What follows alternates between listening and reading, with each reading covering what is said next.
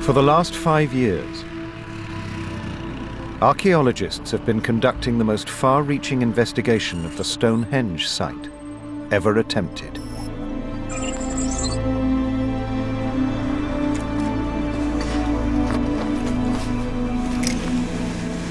With state-of-the-art technology, they've investigated every monument, both visible and invisible, around the stone circle. It's an all-encompassing approach that could finally unlock the mystery of the enigmatic stones and the prehistoric culture that flourished around them.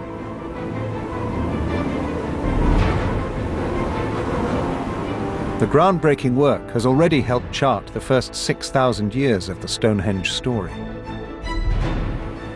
Now the focus has shifted to unlocking the secrets of the iconic monument itself. How was it designed? The Neolithic people had an architect, a surveyor, and a builder. How did it look? Just imagine how amazing Stonehenge would have looked, with all of these cut surfaces glistening white in the sun. And what was it used for? To be buried in that ditch at Stonehenge suggests we have a sacrificial victim.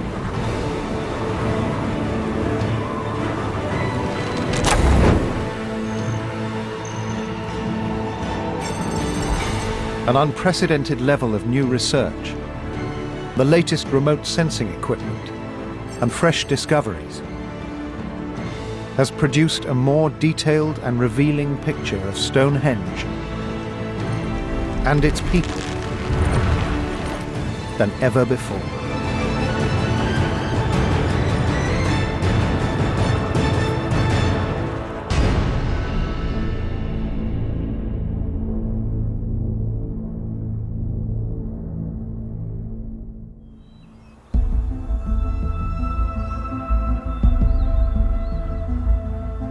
For hundreds of years, experts and amateurs alike have tried to solve the enigma of Stonehenge. Some of its mysteries have been explained, but the whole picture remained elusive.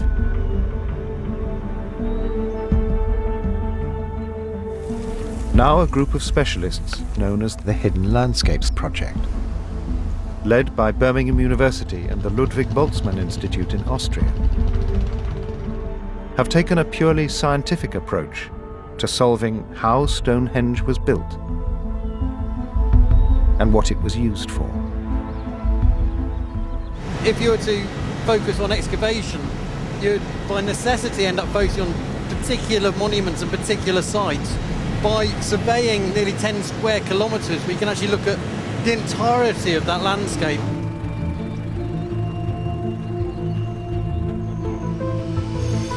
Using the data from their ground-penetrating equipment,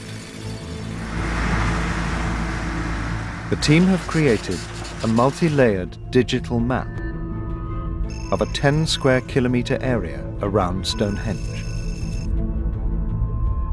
If you walk around this landscape, you see some protected monuments covered by grass. But if you're going to put your magnetic eyes on, you see much more details and also the inner structure of this monument. The archaeologists have already thrown fresh light on the key events that led to the raising of the stones. Evidence of a 9,000-year-old settlement and a newly discovered natural phenomenon has suggested why, of all the places in Britain, Stonehenge was built where it was. This is the place where memories and traditions start. Stonehenge isn't just a new build, it's in response to something. Traces of a communal tomb, detected in a seemingly empty field, have shown how the ritualistic use of the landscape began 1,000 years before the stone circle was raised. They covered the whole thing with a big mound, forming this long barrow, a house for the dead people. And the discovery of a myriad of hidden temples and shrines has shown that Stonehenge is not alone. and never has been. Rather than seeing Stonehenge standing uniquely in the plain, we now start to see that there are a series of similar monuments. It begins to give us an insight into how the wider landscape was used at the time that Stonehenge was developing into the monument you see today. With the first 6,000 years mapped out, the rest of the Stonehenge story is now ready to be told.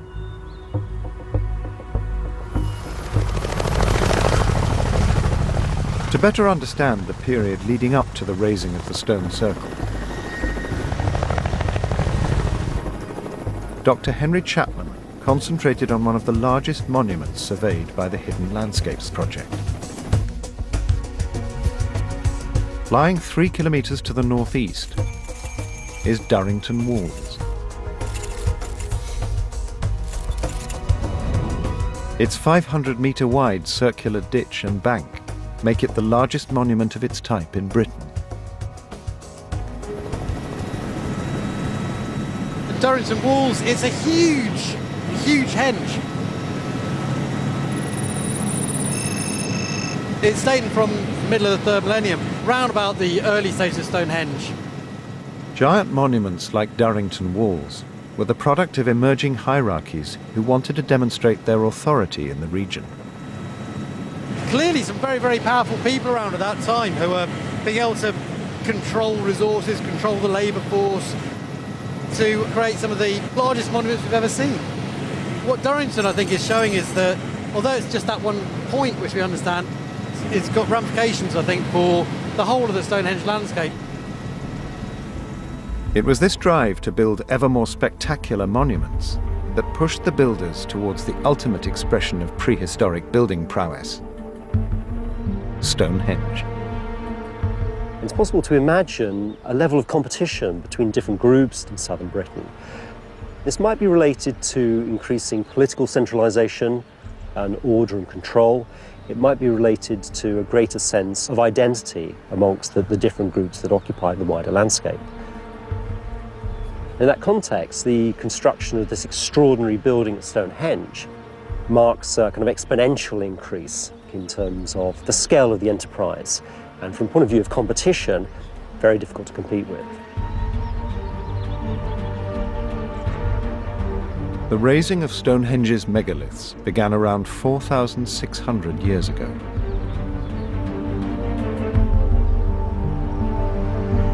Made of a dense sandstone known as sarsen, the biggest of the megaliths weighed almost 40 tons.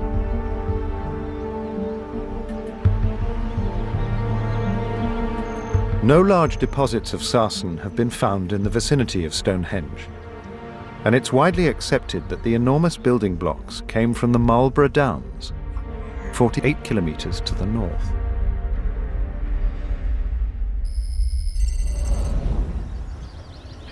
This is a sarsen field on the Marlborough Downs. The stones just lie on the surface. They don't have to be quarried. They're here naturally. Experimental archaeologist Katie Whitaker believes the prehistoric architect's choice of building materials went beyond the merely practical.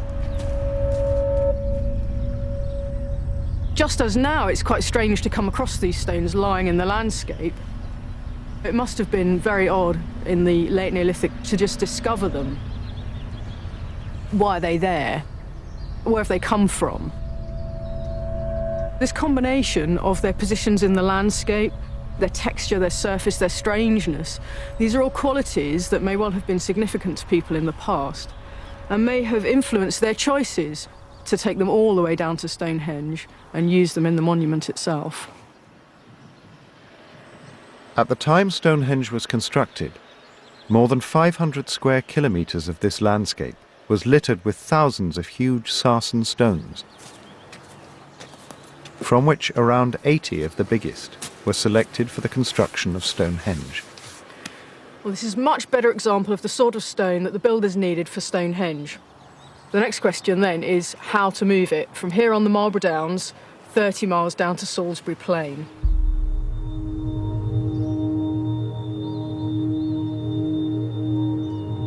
Despite numerous theories, the route taken by the huge Sarsens to Stonehenge is still disputed. What was I saying? But when Professor Wolfgang Neubauer studied the data from the survey, he saw a new solution. How the big Sarsen stones have been brought to Stonehenge has been a striking question all over the centuries. And one of the theories comes up with the idea that they brought the stones down on the River Avon, which is a rather small river. This theory then envisages the stones being dragged overland for the last couple of kilometers to their final resting place. Findings from the survey highlighted a problem with that idea. In the topographic data, we have a dry valley, and this means that there is a really massive depression which they would have had to cross with these heavy stones. So I think this theory is rather unlikely. Instead, Professor Neubauer has spotted what he believes to be a much more likely path along which the stones were transported. Running from the stone circle to the River Avon are two parallel ditches that form the monument known as the Avenue. Within the section closest to Stonehenge, there are a number of striations in the ground formed by glacial action.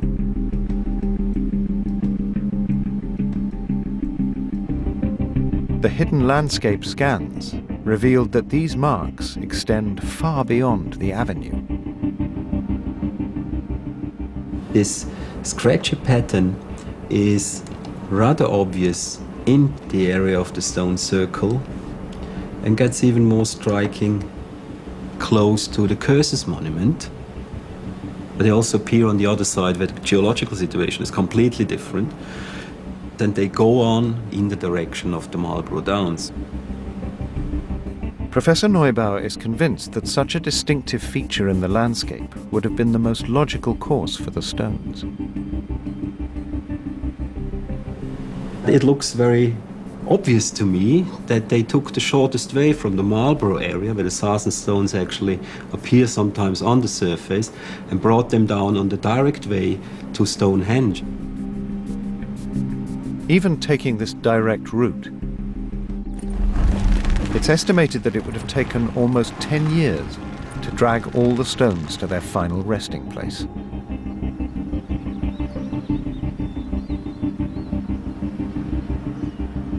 Yet remarkable as the transportation of the stones is, it's the precision of Stonehenge's design that sets it apart.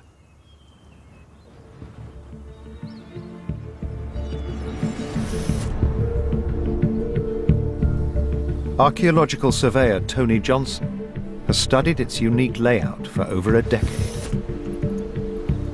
The Neolithic people had, just as we have today with large buildings, an architect, a surveyor and a builder.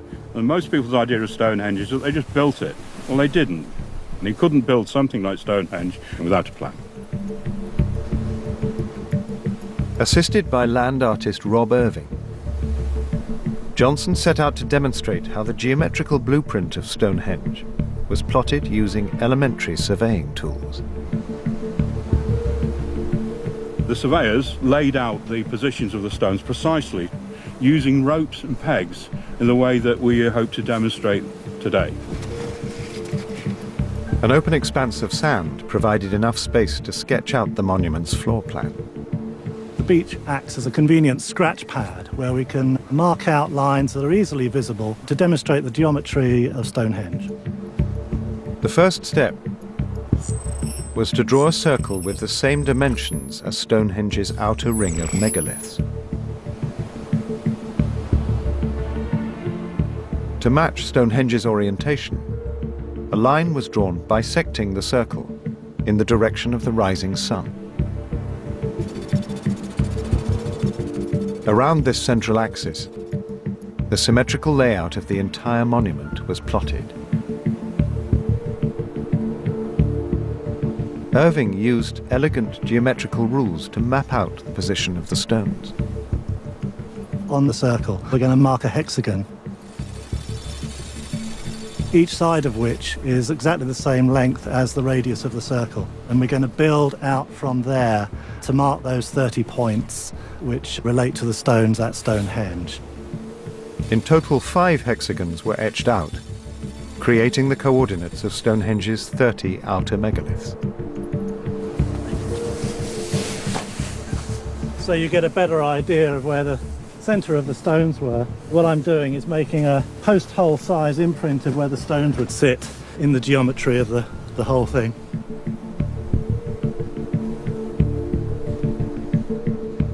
From the position of key stones, the inner horseshoe of megaliths known as the trilithons was also calculated.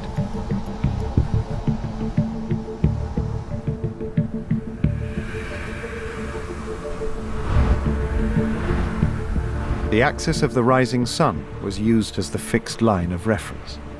What we're doing now is setting out the positions of the trilithons that form the horseshoe, which are in the centre of the geometric array. On this evidence, Johnson concluded that the monument was planned as a whole from the outset. Of course, the trilithons had to be erected first, so it proves that the surveying method they used was done in one phase, one plan. Everything was marked out on the ground before the stones were brought in. The monument's innate symmetry has revealed that the architects of Stonehenge had a grasp of geometry 2 millennia before the Greeks defined the term mathematics.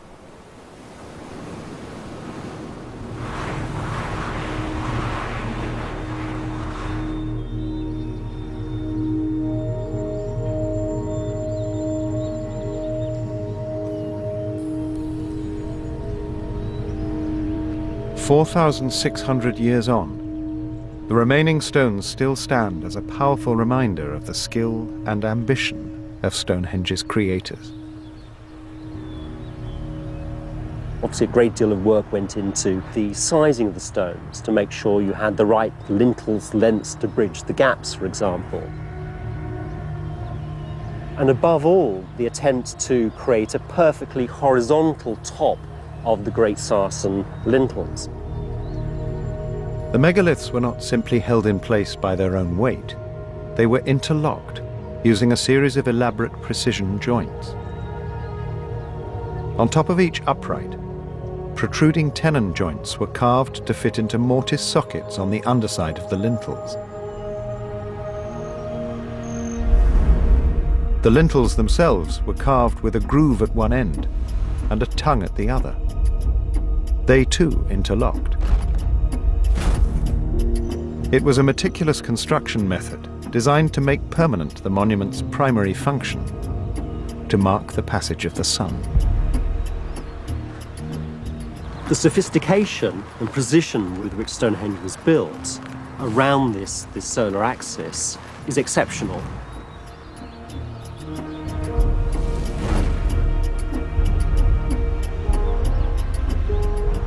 It could be that Stonehenge is partly concerned with measuring and celebrating important points in the annual cycle. Midsummer, midwinter, changes in the year from winter to spring to summer and so forth. The complexity of the architecture cannot be paralleled anywhere else. This does give Stonehenge an exceptional presence in the wider world at the time. There's nothing else quite like it.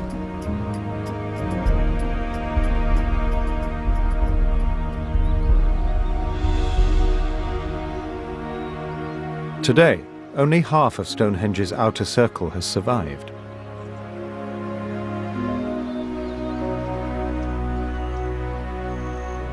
With no clue as to what happened to the missing Sarsens, it's believed by some that the monument was never finished.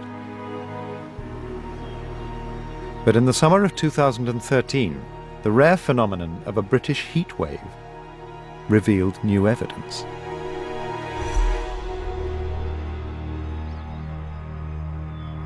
In 2013, we had a very wet spring, followed by a hot, dry spell in June, and that put the grass here under great stress. grass was fighting for moisture. When it does that, it begins to parch.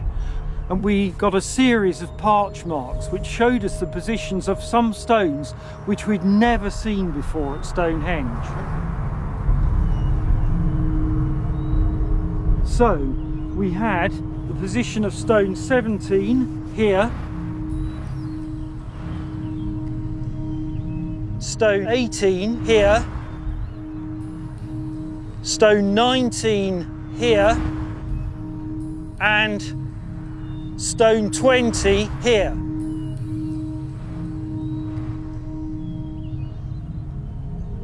The parch marks represented some of the most compelling evidence to date that Stonehenge was actually completed.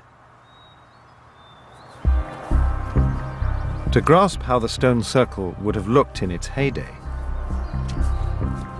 Katie Whitaker recreated the masonry techniques used by its builders.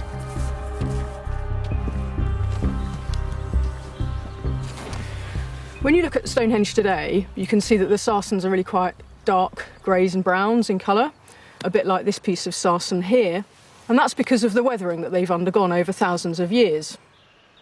Sarsen is so hard, the tools used would also have to have been made of sarsen.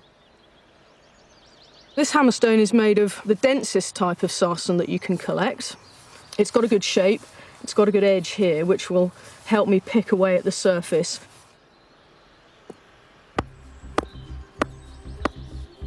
Whitaker has replicated the techniques Neolithic stonemasons used to produce the finished sarsens. It's been calculated that to shape all the megaliths like this would have taken 10 masons over a decade.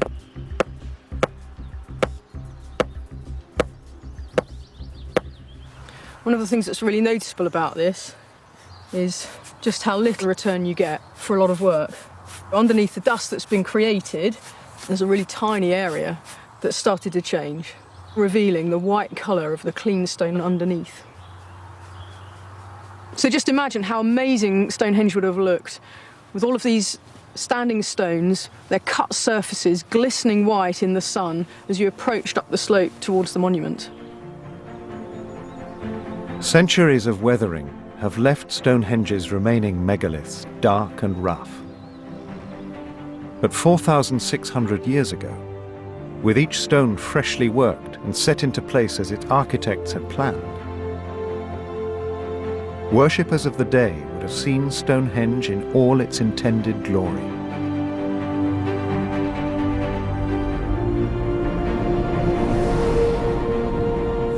A stunning, gleaming white monument.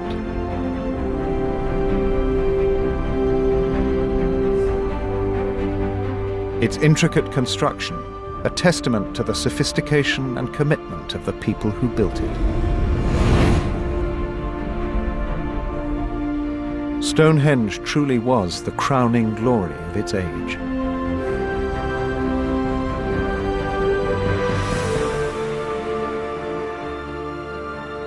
But the story didn't stop with the raising of the stone circle.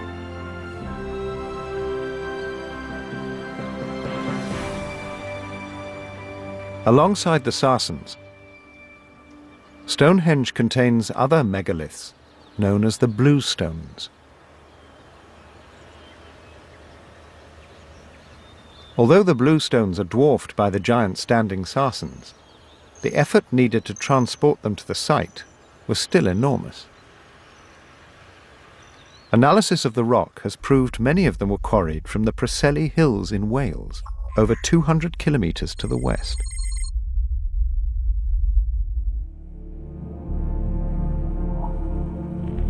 Skeletal remains found close to Stonehenge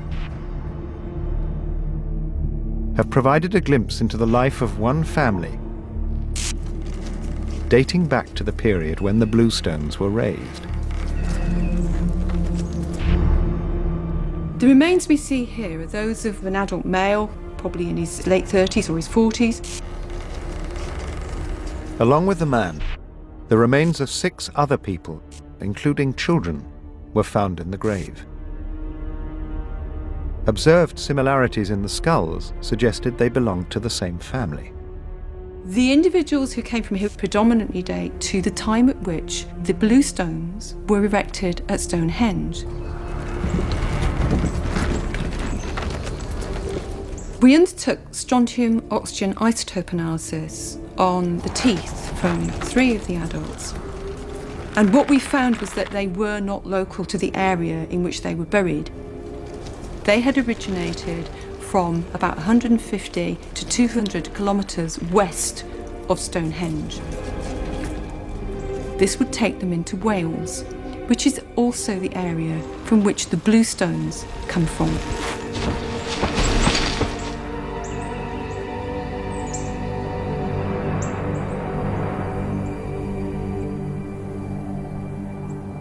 The coincidence of blue stones and people migrating from the same part of Britain to Stonehenge became more intriguing on closer inspection of the bones. Looking at this skeleton, you can see that there was a massive traumatic injury to the left thigh bone.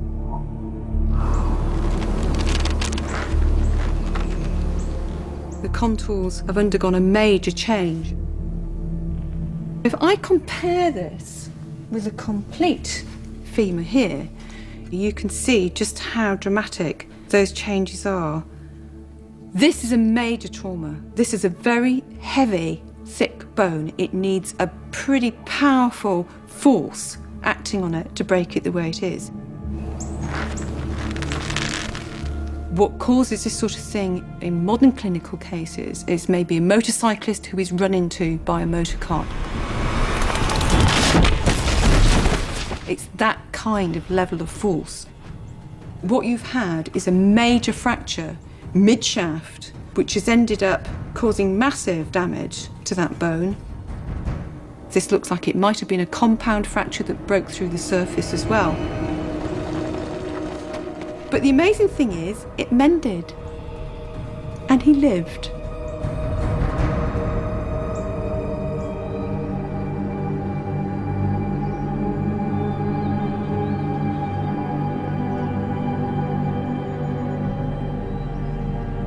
Further archaeological investigations of the blue stones have shown that after their initial placement, they were repositioned a number of times. When Stonehenge was built, around about 2600 BC, that wasn't the end of the story in terms of the architectural development of the monument. In the following centuries, on several occasions, the arrangement, particularly of the blue stones, was altered. It's likely that these reorganisations relate to changing ceremonial activities. If you need to reorganise your ceremonies, your rituals, you reorganise the stone settings. And I think that accounts for why the blue stones are being shifted and changed very significantly in the later life of the monument.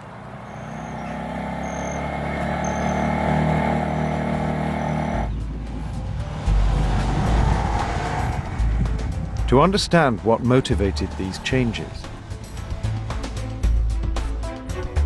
the Hidden Landscapes project has examined every monument in the area.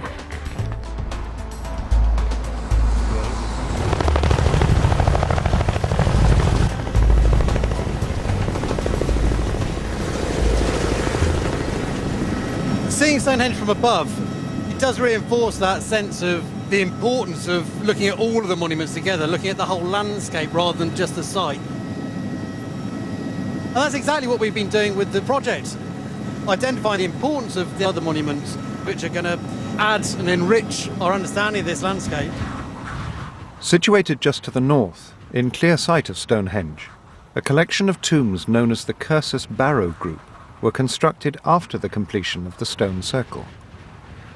Their appearance marked the arrival of a culture that had a profound impact on the ritual use of the monument and its surrounding landscape. The Cursus Barrow Group is a beautiful arrangement of different styles of building, but in terms of the overall story of Stonehenge, these are quite a late addition. These things are coming in after Stonehenge has been completed.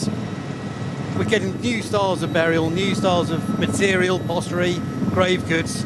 We're getting the beaker phenomenon.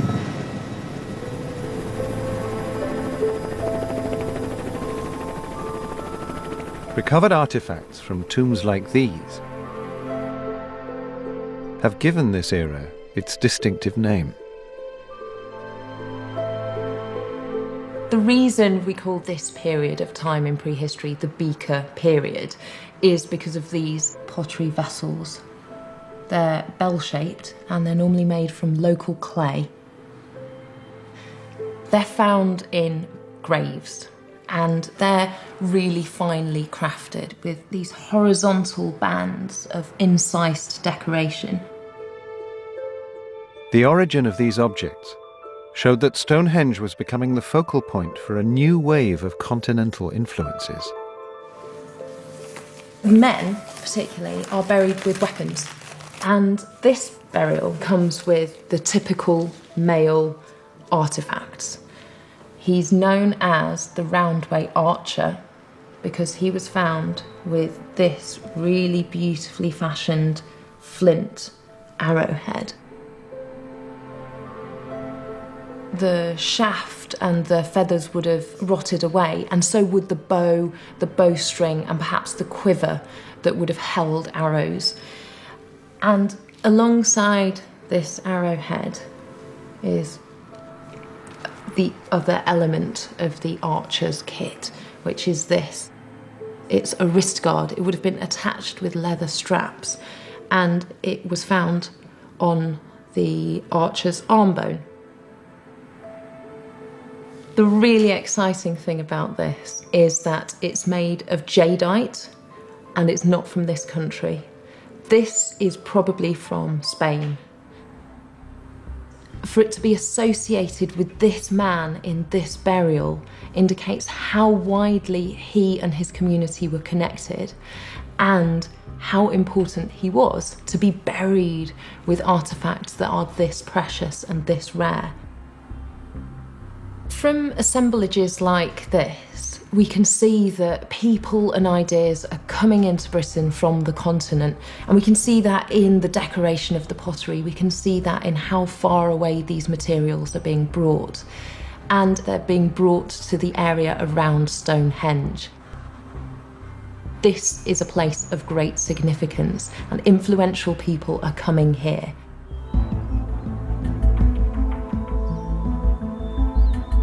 As well as celebrating its dead in complex burial groups, the Beaker culture also stamped its identity on the region by constructing the 2.5 kilometre long processional route known as the Avenue.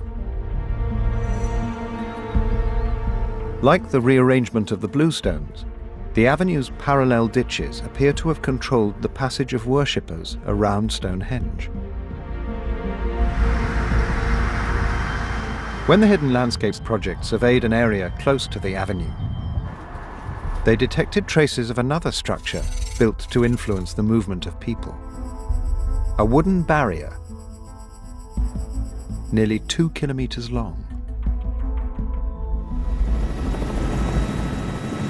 One of the really weird things about Stonehenge landscape, and one of the things which not many people know about because it's not visible on the land surface, is what's known as a palisade.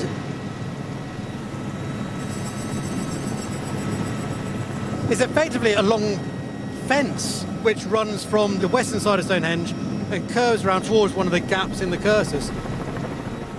Excavations of the southern end of this palisade have dated it later than the construction of Stonehenge,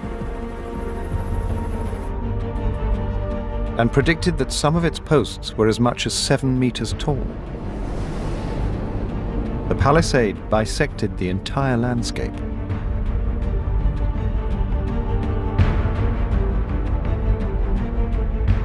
If it was built all at the same time, then that's effectively a barrier to movement from the east and west, sort of dividing this landscape. The palisade is one of those things which is incredibly significant to the landscape, but it's not widely understood.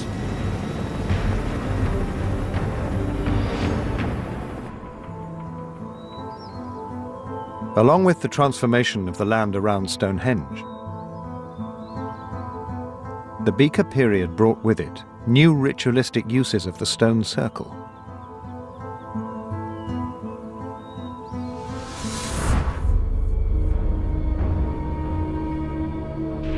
Forensic investigations on a male skeleton have provided powerful evidence that 3 centuries after its construction, Stonehenge became a site of human sacrifice.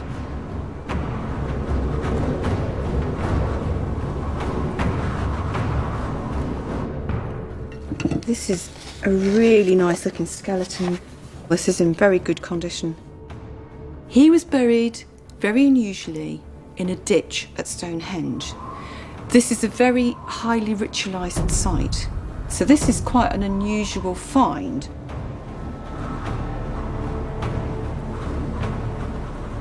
People often get the impression that in the distant past, life was nasty, brutish and short. We know that this man died when he was in his late 20s, but I wouldn't say his life had been nasty and brutish.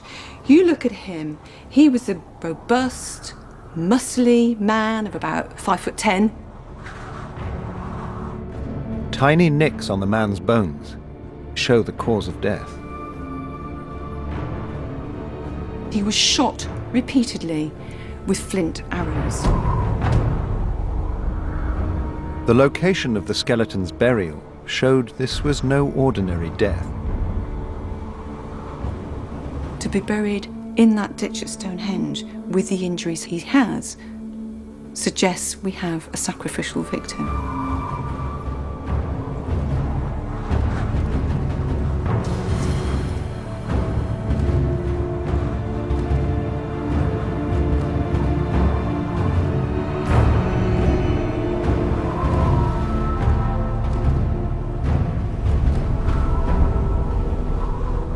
There are several injuries, all in the chest area, that show where those arrows went. And if we start off by looking at this bone here, the breastbone of the sternum, if I take this arrowhead, you can see the tip of the arrowhead where it's come into his body from the back and to the side and is stuck into the back of his sternum.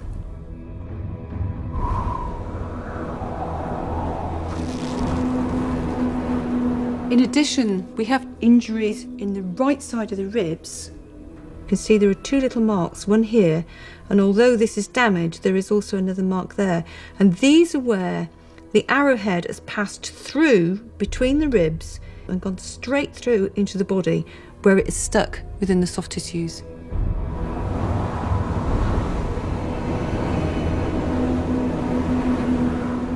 Similar to on the right-hand side, we have 2 of the ribs. On the left-hand side, we're looking at the 10th and the 11th, where again, an arrow has gone between the 2 ribs and caught the top of one and the bottom of the other.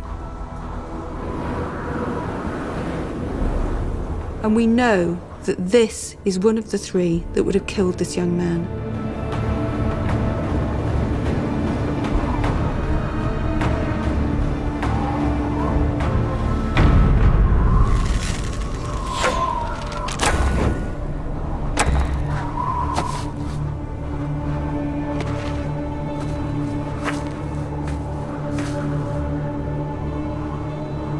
No other killings of this kind have been found in Stonehenge. Why the man was sacrificed may never be known.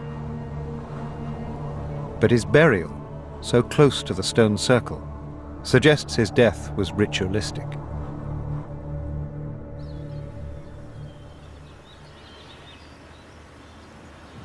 While one grave showed evidence of bloody sacrifice, other excavated beaker graves in the Stonehenge landscape have also been remarkably well preserved.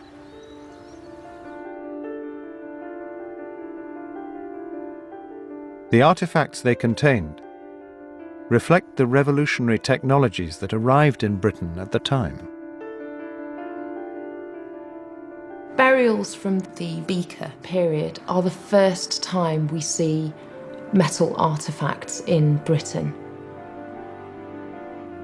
This is a copper dagger. When it was new, this would have been absolutely bright and gleaming. This is not about cutting up your dinner or fighting with the neighbours. This is a ceremonial dagger. And It's probably from Central Europe. The people with the knowledge of the technology also arrive in Britain, and they share that technology amongst people here. And it changes their culture. This is the start of the Age of Metal.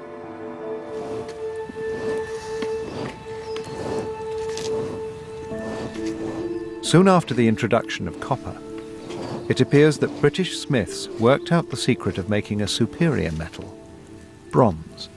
The arrival of metal in Britain happens quite late compared to Europe, but the discovery of tin in southwest England, in Cornwall and Devon, brings on the true Bronze Age very quickly. In Britain, the abundance of copper and the far rarer tin saw local metal workers lead the way in prehistoric bronze production. By alloying the copper with a little bit of tin, I'm going to make a 6% tin bronze thereabout, which is quite typical composition for the early Bronze Age.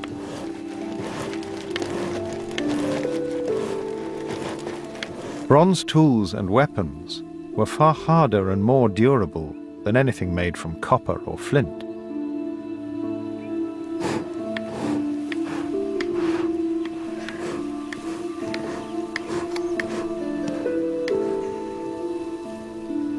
It's good. It's gone in. So we should have a knife there. I'm going to lift the mould out, lay it on its side, and then break it open.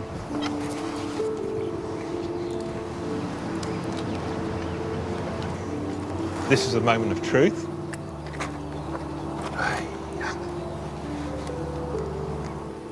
So this is the end of the process of all our work. Just like the knives you find associated with burials in the area around Stonehenge, this is the proof of the big change with the advent of bronze.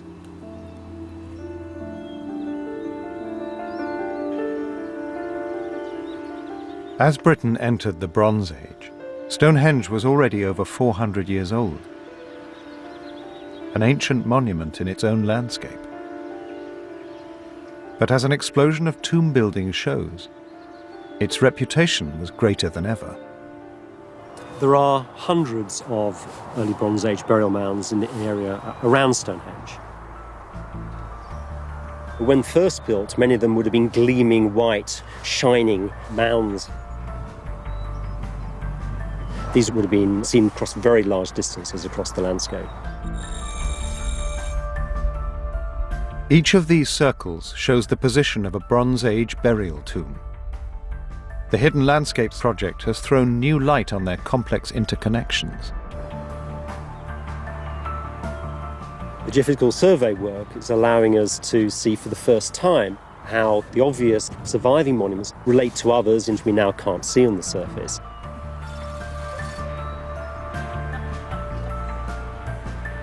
Up till now, we've only seen little snippets of the landscape. This allows us to put it all together in one big picture. The position and alignment of the tombs revealed a clear strategy behind their placement. The biggest mounds are almost certainly associated with an elite class within early Bronze Age society who are using Stonehenge and the other monuments around as focal points which they can refer to in relation to their own power and prestige in the early Bronze Age.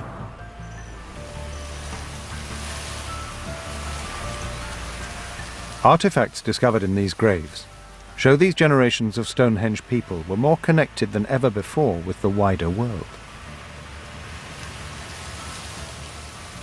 We have Breton-style daggers, for example, turning up in British early Bronze Age graves. There are various other kinds of accoutrements, pins, certain kinds of whetstones, other kinds of objects which suggest continental connections. Two-way trade with the continental mainland had flourished, with Stonehenge seemingly a vital hub. In Stonehenge, you do see an increase of the volume of material from far afield and from abroad. We find amber from the Baltic, copper axes from Spain, and gold from Ireland. Whilst in Holland, you would find Cornish tin. The Bronze Age saw a huge increase in international trade. To better understand the practical challenges that made this boom possible, Professor van der Noort, along with shipwright Brian Cumby, set out to build the first full-scale replica of a Bronze Age boat. The innovative plank-built sea craft developed in Northern Europe at this time. I've been building classic wooden boats for nigh on 40 years. When I was given this job, it was a complete new learning curve for me. I had to start to think like a Bronze Age man. They had to hand carve everything and fit it and look at it, and that looks good, that looks bad.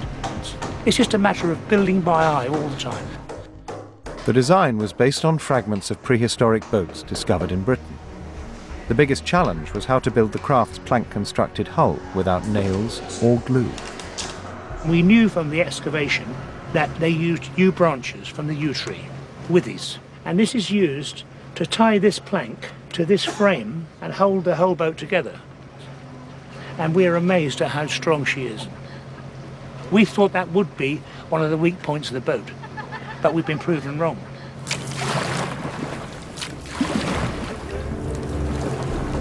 To test the viability of their sewn plank hull, Van der Noort and a crew of 19 took the replica on its maiden open water voyage.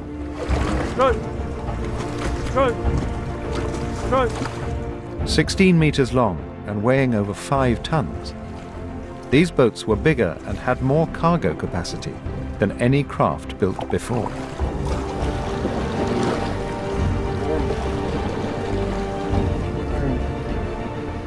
Well, they're just measuring it using GPS, 2.5 knots in cruising speed, so 2.5 sea miles per hour. And when we push it hard, it goes just over 3.5 knots. Travelling at this rate, a Bronze Age boat could have crossed the channel in less than a day.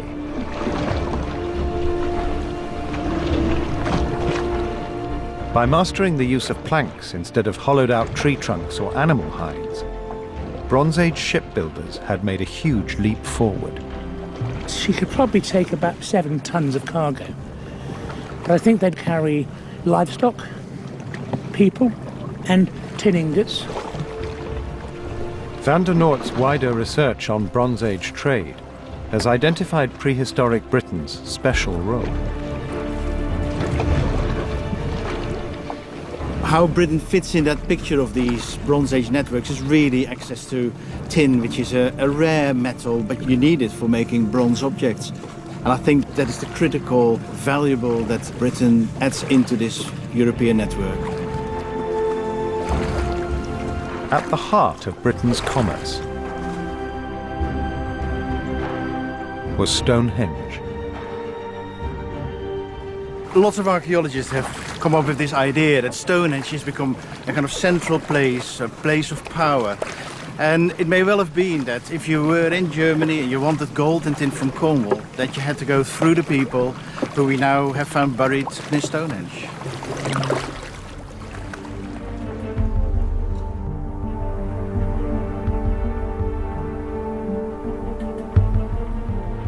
The increasingly ostentatious placement of tombs around Stonehenge during the late Bronze Age confirmed its status as the place for the upper echelons to flaunt their power and influence.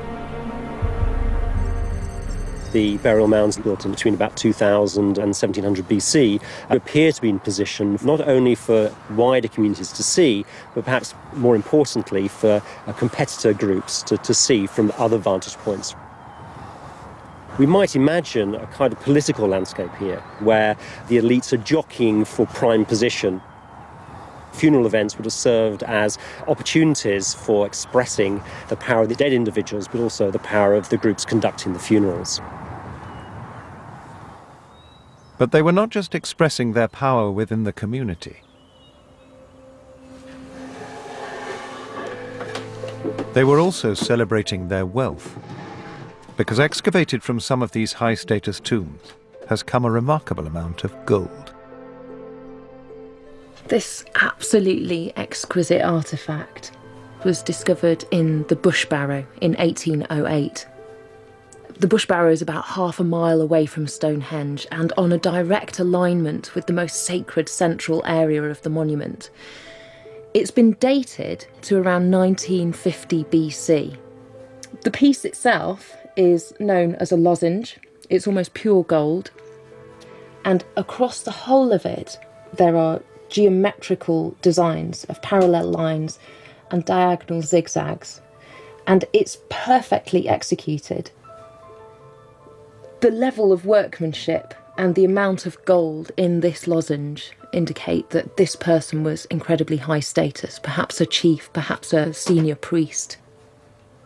And they think that it would have sat in the centre of the man's chest, perhaps holding together a garment or perhaps hung in as a pendant of some description. But the most impressive item that was found in the Bush Barrow grave is actually in this tiny little dish.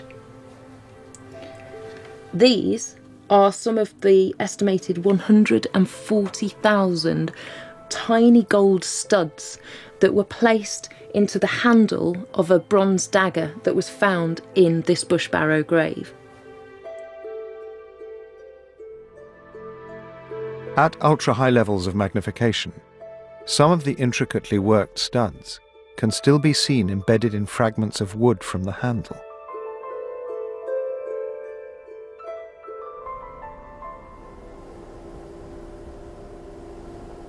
Artist Willard Wigan is uniquely qualified to understand what it took to achieve gold working on this microscopic scale.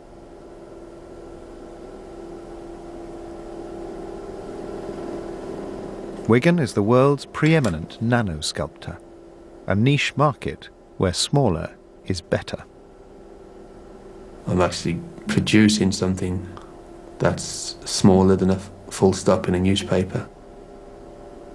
Wigan's completed works sit framed in the eye of a needle or on the head of a pin.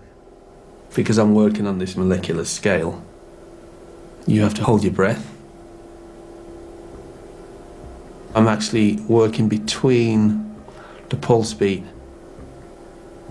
The process to actually finish one can take anything up to 2 months.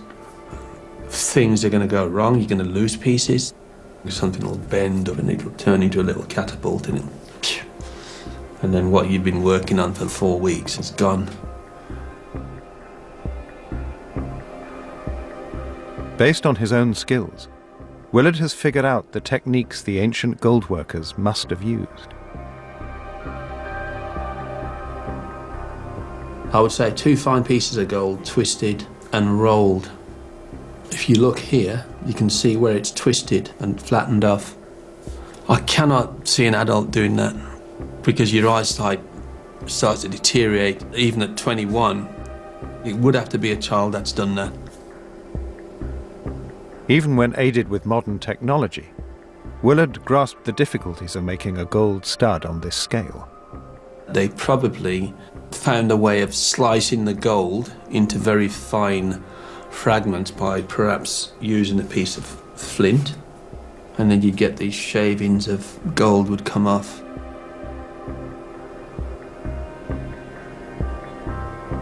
Your movements would have to be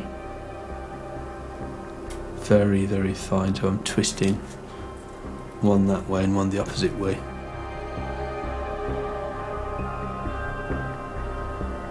Once I've got to the stage of where I think it's going to snap, I stop, cut them off at each end, and then squeezed at the end to give that pinhead look at the top. Back then there's no technology, there's no microscopes, nothing. This is a phenomenal achievement.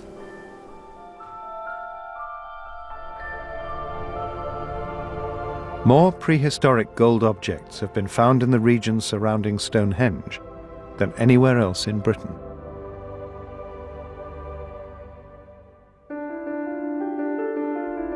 This golden age represented Stonehenge at the peak of its power and wealth. A discovery made by the Hidden Landscapes project in a field to the east provided a glimpse of when the area's ritual importance began to decline. This is an amazing field. Just by driving over with my magnetometer, I did see on the screen a lot of pits and a lot of long ditches, and in between a lot of smaller pits which are in the size of post holes.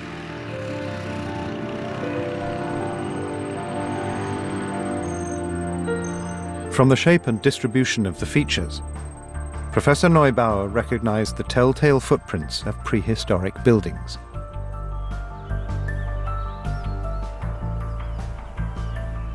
When I first saw it, it was of course, wow, now we have a settlement, what we have been looking for all the time. So there was so many empty areas without any settlement traces that it really was a great thing to have it now here in this large field.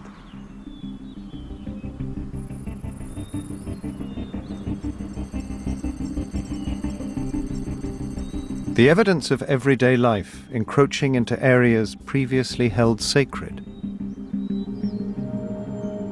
represented the beginning of the Stonehenge landscape's demise as a ceremonial site.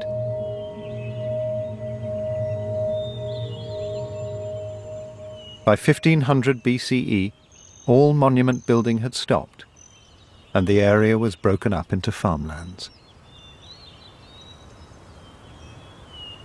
Over 1,000 years old by then, the stone circle was, as it is today, an enigmatic reminder of a lost civilization.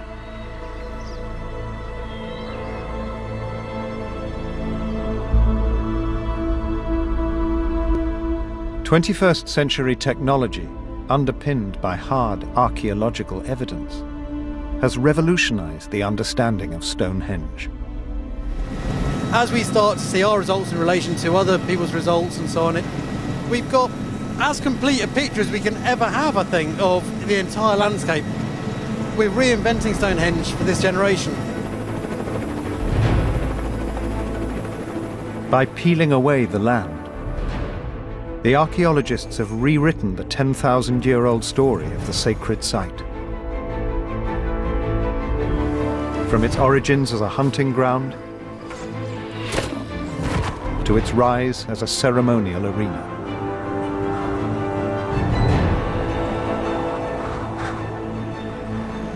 Having this iconic landscape now really covered, we can now put the whole thing in a context, in space, but also in time.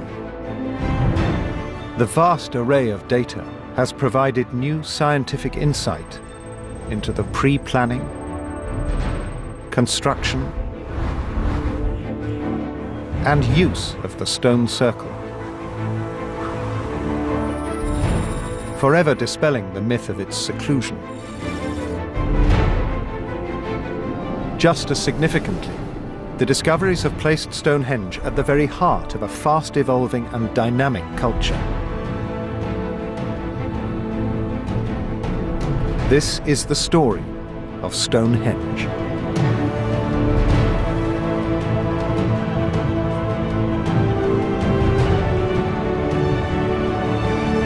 Next here on BBC Two, they're moving animals with bite, like a 6-foot ray shark called Boris, who's off to Blackpool. Over on BBC Four now, the 20th century through the eyes of Churchill and Orwell in A History of Britain with Simon Sharma.